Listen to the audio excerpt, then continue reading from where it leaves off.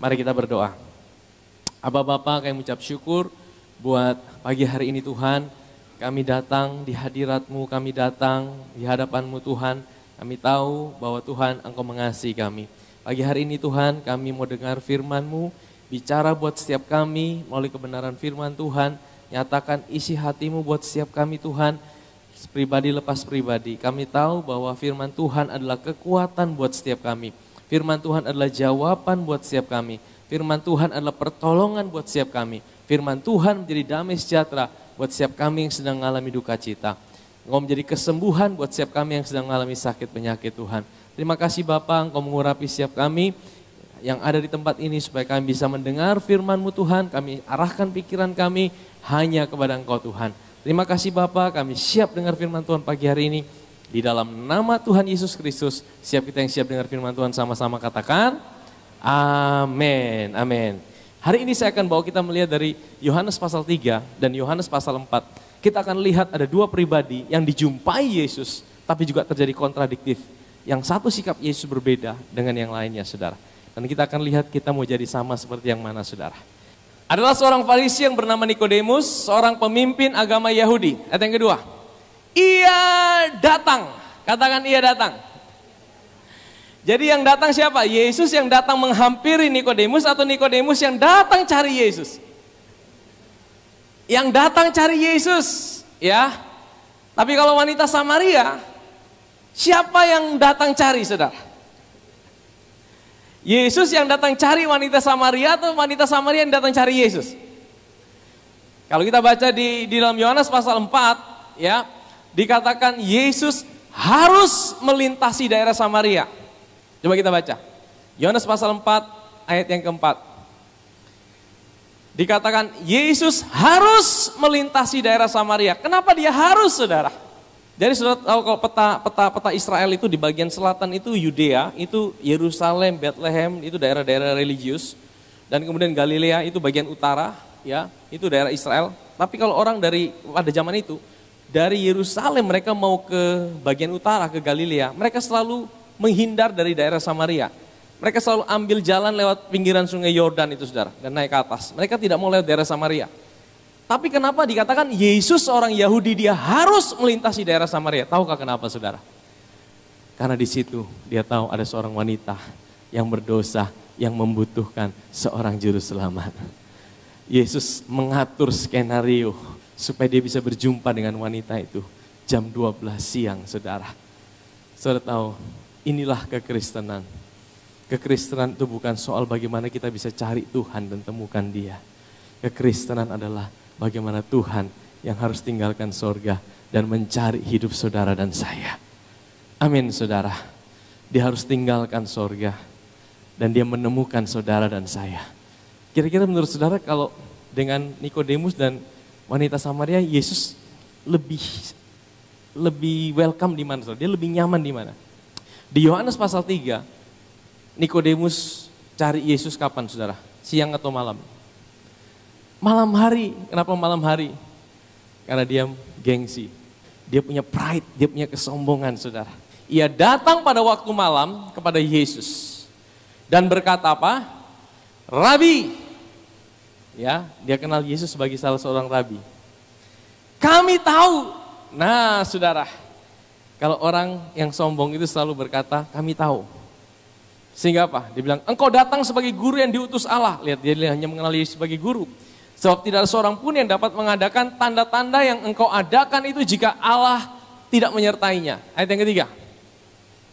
Yesus menjawab katanya, aku berkata kepadamu, sesungguhnya jika seorang tidak dilahirkan kembali, ia tidak dapat melihat kerajaan Allah. Saudara, ketika kita datang dengan sebuah, aku udah tahu kok. Saudara tahu, Yesus Tuhan akan bilang selalu ada syarat, saudara.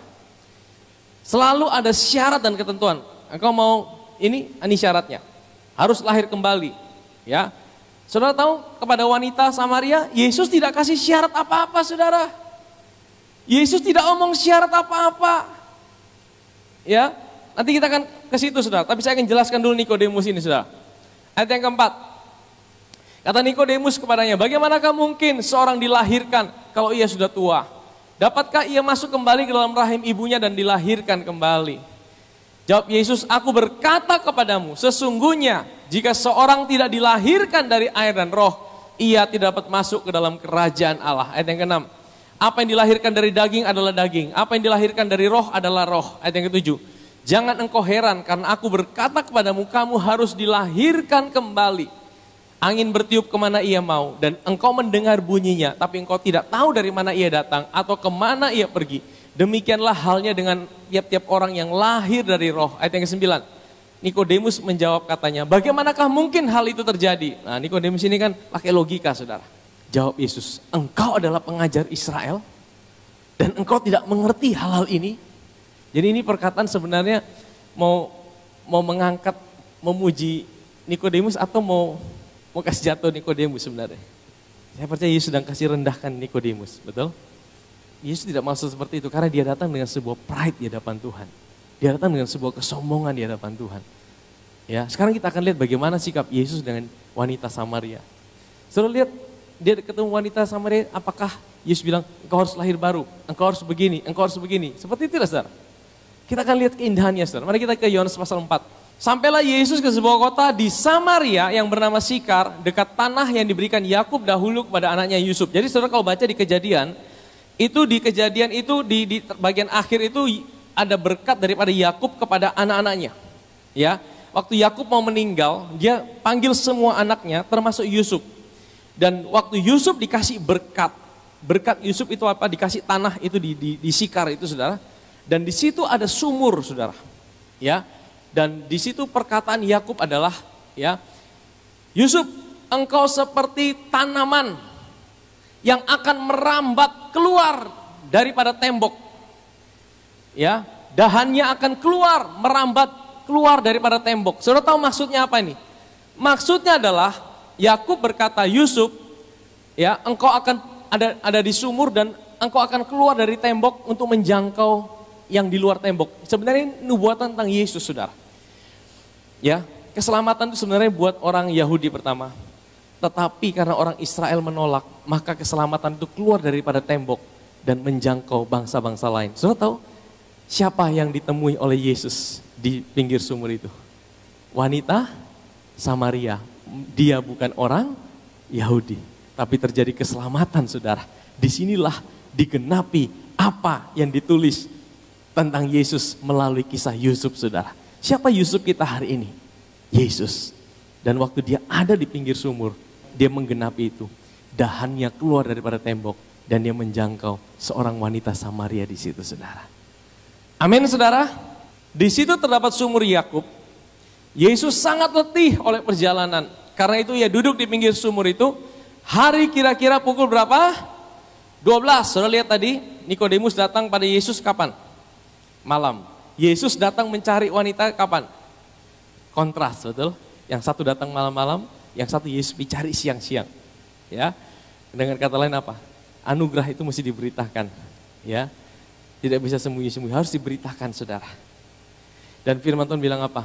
Yesus ada di situ kira-kira pukul 12. Saudara tahu pukul 12 itu waktu paling panas, saudara. Kenapa Yesus pilih jam 12? Karena jam 12 itulah wanita itu datang pergi cari, ambil air di sumur itu. Maka datanglah seorang perempuan Samaria hendak menimba air. Biasanya wanita-wanita zaman dahulu menimba air itu bukan jam 12 siang, saudara. Wanita-wanita itu cari air itu biasanya pagi. Tahu kenapa wanita ini pergi jam 12? Wanita ini kesepian dan dia tidak mau dekat dengan orang banyak. Karena apa? Kenapa dia tidak mau dekat dengan orang banyak? Karena dia malu. Kenapa dia malu? Karena dia pikir ada aib dalam hidupnya. Orang-orang tetangga omong dia. Kenapa orang-orang omong dia? Saudara tahu kenapa? Karena dia udah 5 kali kawin cerai. Dan ada pria lain yang hari ini, yang pada saat itu ada tinggal sama-sama dia, itu bukan suaminya juga. Dengan kata lain apa? Kumpul kebo. Dan apa? Tetangga-tetangga omong dia malu. Dia merasa kesepian. Dia merasa dia tidak ada orang yang perhatikan dia. Saudara tahu, di saat itulah Yesus cari dia, saudara. Kalau hari ini kau merasa kesepian, engkau merasa tidak ada orang yang peduli dengan hidupmu, percayalah bahwa ada Yesus yang dia sanggup turun sampai ke level yang lebih rendah dari hidup saudara. Amin, saudara. Dan bukan hanya Yesus datang jam 12 siang. Yesus pura-pura, saya katakan pura-pura karena apa? Dia bilang ini, Yesus bilang, aku minta air dong. Saudara tahu Yesus itu sebenarnya tidak butuh apa-apa dari wanita ini. Saudara tahu Yesus itu adalah Allah. Kalau dia mau air, dia bisa ciptakan batu jadi air, dia bisa minum. Dia tidak perlu air daripada wanita itu. Tapi dia ada di situ untuk merendahkan dirinya supaya dia bisa menarik perhatian wanita itu, saudara. Seolah-olah dia butuh air daripada wanita itu. Itu Yesus kita, saudara. Kalau hari ini kau sedang mengalami persoalan, apapun juga, percayalah, kita punya Tuhan Yesus yang sanggup turun sampai ke level saudara. Bahkan seolah-olah dia butuh sesuatu dari hidup saudara. Dia bilang, berikan aku air. Sebab murid-muridnya telah pergi ke kota membeli makanan. Jadi saya percaya ini sudah di skenario sama Yesus. Supaya dia sendirian dengan wanita itu. Yesus tahu tidak wanita ini ya adalah orang berdosa? Tahu. Tapi wanita ini tahu tidak bahwa Yesus tahu siapa dirinya? Tidak tahu, saudara. Ya, Yesus tahu wanita itu. Yesus tahu siapa wanita itu. Tapi wanita itu tidak tahu bahwa Yesus tahu tentang dirinya. Makanya Yesus harus tanya, saudara. Begini, saudara, mari terus. Maka kata perempuan Samaria itu, masa engkau seorang Yahudi minta minum padaku, seorang Samaria? Sebab orang Yahudi tidak bergaul dengan orang Samaria. Ayat yang 10. Jawab Yesus kepadanya, jikalau engkau tahu tentang karunia Allah dan siapa dia yang berkata kepadamu, beri aku minum, niscaya engkau telah meminta kepadanya dan ia telah memberikan kepadamu air hidup. Kata perempuan itu bertanya, Tuhan, saya perhatikan dia berkata, Tuhan, engkau tidak punya timba dan sumur ini amat dalam. Dari mana engkau memperoleh air hidup itu? Adakah engkau lebih besar daripada bapak kami Yakub yang memberikan sumur ini kepada kami yang telah minum sendiri dari dalamnya dan ia serta anak-anak dan ternaknya? Jawab Yesus padanya, barang siapa minum air ini ia akan haus lagi.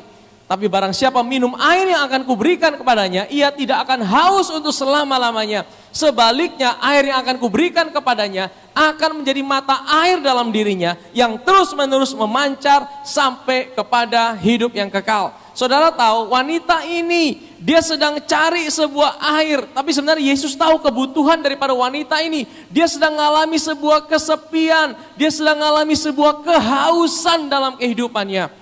Dan Yesus berkata, engkau tidak bisa dapatkan kepuasan dari yang lain, dari manusia.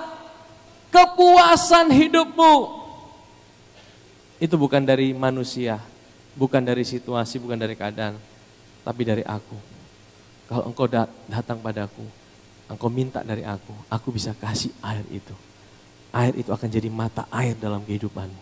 Dan dia akan memancar dan engkau tidak pernah akan haus lagi. Amin, saudara. Mungkin saudara datang tempat ini, saudara sedang mengalami sebuah kehausan. Saudara tidak bisa temukan jawaban itu dari manusia, dari situasi, dari keadaan. Hanya Yesus yang bisa berikan air yang hidup itu, yang bisa memancar dari dalam hidup saudara. Dan itu akan berikan kepuasan dalam hidup saudara dan saya. Amin, saudara. Next terus. Ayat yang ke-15. Kata perempuan itu kepadanya, Tuhan berikanlah aku air itu, supaya aku tidak haus dan tidak usah datang lagi ke sini untuk menimba air. Ayat 16. Kata Yesus kepadanya, pergilah. Nah, saudara perhatikan ini. Dari omong-omong tentang air, Yesus bilang apa? Pergi panggil suamimu dan datang ke sini. Sekali lagi saya tanya, kira-kira Yesus tahu tidak orang ini tidak punya suami? Kira-kira Yesus tahu tidak bahwa orang ini sudah kawin cerai 5 kali? Yesus tahu tidak orang ini sedang kumpul kebo? Tahu tidak? Tapi kenapa Yesus suruh panggil suaminya? Saudara tahu, Yesus bilang seperti itu supaya wanita ini tahu bahwa Yesus tahu tentang hidupnya dan Yesus tetap mengasihi dia. Kapan sih saudara merasa sungguh-sungguh dicintai? Ya, ketika pasangan saudara tahu kelemahan saudara dan dia tetap mencintai saudara. Dia tahu baik buruknya hidup saudara. Dan dia tetap mencintai saudara. Baru saudara rasa dicintai. Yesus harus bilang sama wanita ini, panggil suamimu. Karena wanita ini selalu berusaha tutup dia punya hidup dari Yesus. Dia pikir Yesus tidak tahu hidupnya. Maka dia bilang, saya tidak punya suami kok. Saudara lihat apa kata Yesus saudara. Kata Yesus padanya, pergi panggil suamimu dan datang ke sini. Ayat 17, kata perempuan itu, aku tidak punya suami. Betul atau tidak nih saudara? Betul. Tapi dia sedang tutupi sesuatu. Ya, betul tapi sedang tutupi sesuatu. Tidak salah. Makanya Yesus bilang apa? Tepat katamu. Menurut saudara kira-kira omongan Yesus kepada wanita ini dengan omongan pada Nikodemus mana yang mengangkat, mana yang menjatuhkan? Tadi dia omong dengan Nikodemus apa? Kau ini bilang pengajar Israel, begini saja tidak tahu. Ini kira-kira omongan menjatuhkan atau mengangkat? Atau memuji? Menjatuhkan. Dia omong dengan wanita ini apa? Tepat perkataanmu. Yesus tidak bilang kamu penipu loh. Dalam bahasa Inggrisnya, you are beautifully said. Perkataanmu itu indah. Karena yang sekarang ini juga bukan suamimu. Yesus ini cara masuknya bagus saudara. Dalam hal ini engkau berkata benar. Ayat 19, kata perempuan itu kepadanya, Tuhan nyata sekarang bagiku bahwa engkau adalah seorang nabi, dia tahu semua kehidupanku. Dan kalau saudara nanti kita lihat, dia bukan mengenal Yesus sebagai nabi, dia kenal Yesus sebagai juru selamat. Nenek moyang kami menyembah di atas gunung ini, tapi kamu katakan bahwa Yerusalem adalah tempat orang menyembah. Kata Yesus kepadanya, percayalah kepadaku hai perempuan, saatnya akan tiba bahwa kamu akan menyembah Bapa bukan di gunung ini dan bukan di Yerusalem. Kamu menyembah apa yang tidak kamu kenal, kami menyembah apa yang kami kenal. Sebab keselamatan datang dari bangsa Yahudi. Tapi saatnya akan datang dan sudah tiba saat sekarang bahwa penyembah-penyembah benar akan menyembah Bapa dalam roh dan kebenaran. Sebab Bapa mengendaki penyembah-penyembah demikian. Next, Allah itu roh, barang siapa menyembah dia harus menyembah dalam roh dan kebenaran. Terus jawab perempuan itu kepadanya, aku tahu bahwa Mesias akan datang yang disebut juga Kristus. Apabila ia datang, ia akan memberitahukan segala sesuatu kepada kami. Jadi dia tahu. Yesus bilang apa saudara? Ayat 26. Kata Yesus kepadanya, apa? Akulah dia yang sedang berkata-kata dengan, saya lihat kepada Nikodemus, Yesus tidak nyatakan dirinya sebagai Mesias. Yesus cuma bilang, Nikodemus, kau pengajar Israel, kau tidak tahu? Sama seperti ular ditinggikan di padang gurun. Saudara tahu itu Yesus sedang sindir Nikodemus. Demikian anak manusia harus ditinggikan. Kalau saudara baca Yohanes 3:16, itu bunyinya apa saudara? Ada yang tahu? Karena begitu besar kasih Allah akan dunia ini sehingga ia mengaruniakan anaknya yang tunggal supaya barang siapa yang percaya kepadanya tidak binasa melainkan beroleh hidup yang. Tapi tahukah saudara ayat itu Yesus bicara kepada siapa? Nikodemus. Saudara tahu sebenarnya Yesus sedang sindir Nikodemus karena dia bangga, dia merasa keselamatan itu hanya untuk Israel. Tuhan itu tidak mengasihi bangsa-bangsa lain. Makanya Yesus kasih ayat itu untuk bilang Nikodemus, begitu besar kasih Allah bukan hanya kepada orang Israel tapi kepada dunia ini. Saudara tahu, kadang-kadang baik juga ada kekeliruan dari Nikodemus. Tuhan tegur dia, karena dari teguran itu kita bisa pakai ayat itu hari ini. Ayat penginjilan selalu pakai ayat itu saudara. Begitu besar kasih Allah akan dunia ini. Tapi tahukah saudara itu muncul waktu Yesus sedang tegur Nikodemus. Karena dia selalu merasa keselamatan hanya untuk orang Israel. Haleluya. Amin saudara. Tapi kepada wanita Samaria, Yesus bilang apa? Akulah Mesias. Dia pakai kata I am. Saudara tahu kata I am itu perkataan yang sama dalam bahasa Ibrani itu I am itu Yahweh. Saudara tahu waktu Musa itu ketemu Tuhan di semak yang menyala tapi tidak terbakar. Musa akan tanya, Tuhan, kalau orang tanya namamu siapa, aku mesti bilang siapa Tuhan? Tuhan bilang apa? I am that I am. Aku adalah aku. Tuhan sedang berkata, aku Yahweh. Dan waktu Yesus bicara dengan wanita ini, siapakah Mesias itu? Yesus berbicara, aku Yahweh, sang Mesias itu. Wow. Saya lihat bagaimana wanita ini boleh mendapatkan pewahyuan. Yesus adalah Mesias, Yahweh itu saudara. Amin.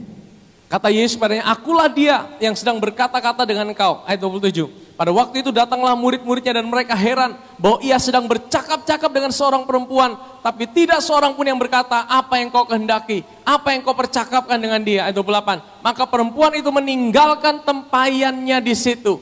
Lalu pergi ke kota. Saudara lihat, tadi dia datang, dia bawa tempayan, fokusnya kepada apa? Tempayan, kepada air yang ada di tempayan itu. Saudara, ini seringkali bicara dalam kehidupan kita gini. Kadang-kadang kita datang pada Tuhan, ya.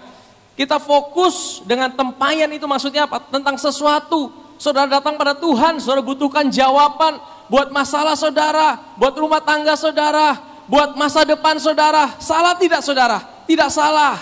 Ya, kalau kita datang pada Tuhan, mungkin hari ini kau datang, Tuhan, saya butuh pekerjaan, saya minta pekerjaan. Salah tidak? Tidak salah saudara. Tapi saya percaya waktu kita berjumpa dengan Tuhan, Tuhan akan ubah fokus kita. Bukan kepada tempayan, bukan kepada sesuatu, tapi Tuhan akan ubah fokus kita kepada seseorang, yaitu pribadinya sendiri saudara.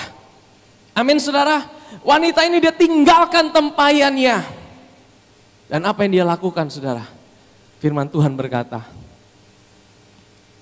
dia pergi ke kota dan berkata kepada orang-orang yang ada di situ. Apa saudara?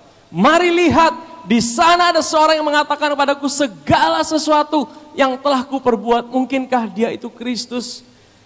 Saudara tahu, wanita ini dari seorang yang takut berjumpa dengan orang.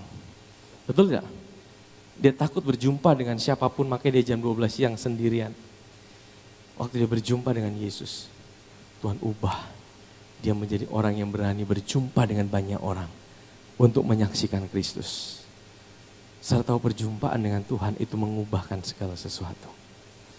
Wanita ini saudara, menjadi penginjil pertama yang ada di dalam Alkitab. Penginjil pertama itu bukan Matius, Markus, Lukas, Yohanes. Penginjil pertama adalah wanita Samaria. Wanita Samaria, waktu dia ngalamin berjumpa dengan Tuhan, Tuhan langsung ubahkan dia.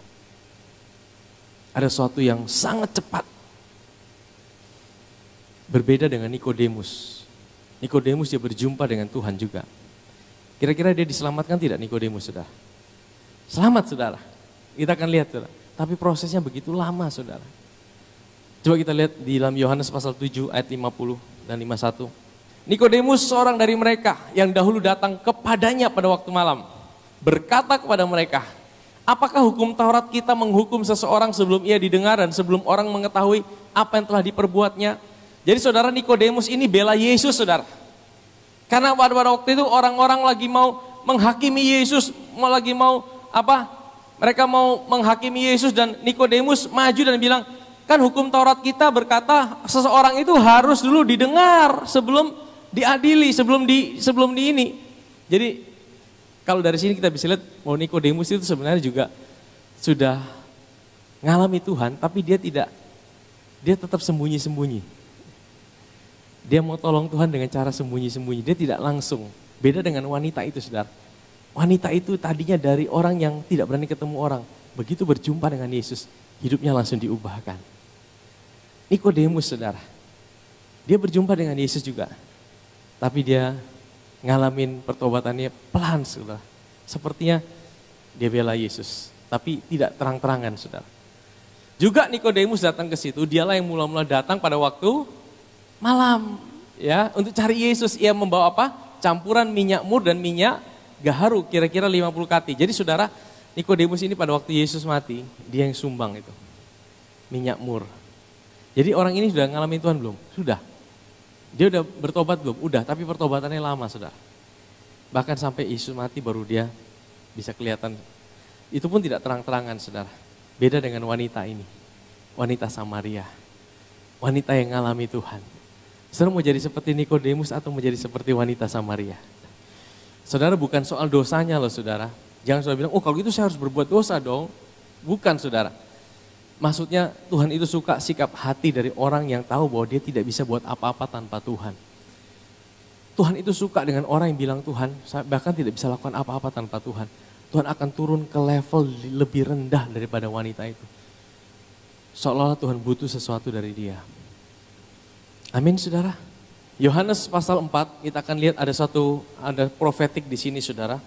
Dan setelah 2 hari itu Yesus berangkat dari sana jadi ceritanya gini. Jadi Yesus dari Yudea, dari Israel, dia harusnya pergi ke Galilea, ke Israel. Tapi dia keluar dari Israel dan dia pergi ke Samaria. Dia berjumpa dengan wanita Samaria. Nah, waktu berjumpa dengan wanita Samaria, sama Yesus ternyata tinggal di situ berapa hari? 2 hari. Ya, 2 hari. Setelah 2 hari, Yesus tinggalkan Samaria dan masuk kembali ke Israel. Ini profetiknya gini saudara. Ya, Satu hari di hadapan Tuhan itu berapa tahun, saudara? Satu hari di hadapan Tuhan berapa tahun? 1000. Berarti 2 hari berapa tahun? 2000. Nah, profetiknya gini. Israel itu menolak Yesus. Ya. Karena Israel menolak Yesus, maka keselamatan itu bisa datang kepada bangsa-bangsa lain termasuk saudara dan saya. Amin, saudara. Samaria itu gambaran daripada bangsa-bangsa lain. Dan keselamatan, Yesus tinggal di Samaria berapa hari? 2 hari, ini melambangkan berapa? 2000 tahun, saudara tahu. Jadi gini, dari zaman Adam ke Abraham berapa tahun? 2000 tahun. Dari Abraham ke Yesus berapa tahun? 2000 tahun. Dari Yesus sampai ke kita saat ini berapa tahun? 2000 tahun, saudara. Ya. Dan saudara tahu, setelah 2000 tahun Yesus akan kembali untuk menyelamatkan Israel.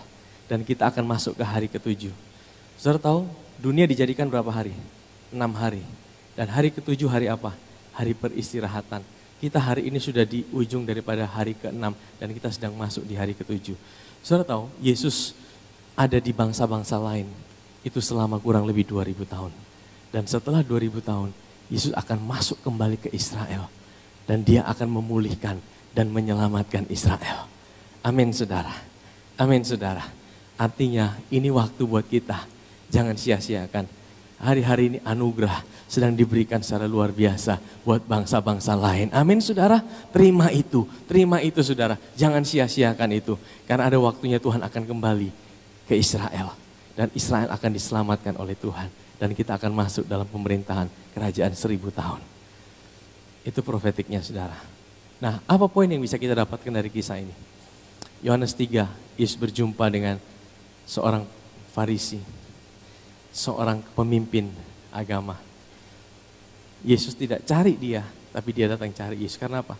Yesus tahu, kalau dia cari orang itu banyak dalihnya. Dia merasa dia mampu. Tapi kalau orang itu datang pada Yesus, kasih syarat yang tinggi-tinggi. Saudara tahu, mana yang Yesus lebih nyaman antara Nikodemus atau wanita Samaria? Mana yang Yesus lebih welcome, saudara? Dengan Nikodemus atau wanita Samaria? Wanita Samaria. Yesus cari wanita itu. Yesus sengaja cari waktu ketemu dengan wanita itu. Sendirian. Saudara tahu, firman Tuhan katakan, Lukas pasal yang ke-3 ayat yang ke-5. Setiap gunung akan diratakan. Setiap lembah akan ditimbun. Maka kemuliaan Tuhan dinyatakan. Ini, setiap lembah akan ditimbun, setiap gunung dan bukit akan menjadi rata. Yang berliku-liku diluruskan, yang berlekuk-lekuk akan ini maksudnya apa? Kalau kita datang dengan Tuhan, dengan hati yang tinggi hati seperti orang Farisi itu. Wah, saya udah tahu semuanya. Oh, saya udah tahu. Saya bisa lakukan sesuatu untuk dapatkan kasih Tuhan. Saudara tahu, itu akan direndahkan sama Tuhan. Tapi kalau saudara datang dengan Tuhan, seperti lembah. Lembah itu apa? Hati saudara selalu rendah hati, bukan rendah diri, saudara. Waktu engkau rendah hati, engkau tahu bilang sama Tuhan, Tuhan, saya tidak bisa lakukan apa-apa tanpa Tuhan. Saya bahkan tidak bisa berjalan tanpa Engkau, Tuhan. Aku perlu Engkau di setiap jalanku, Tuhan. Waktu engkau datang dengan sikap seperti itu, lembah itu akan ditimbun, diangkat sama Tuhan. Amin. Mana lebih enak? Diratakan, diturunkan atau dinaikkan, saudara? Kalau diturunkan sakit, saudara. Tapi kalau diangkat, itu enak, saudara. Kalau Tuhan yang angkat hidup saudara, tidak ada orang yang bisa rendahkan hidup saudara. Amin, saudara. Amin.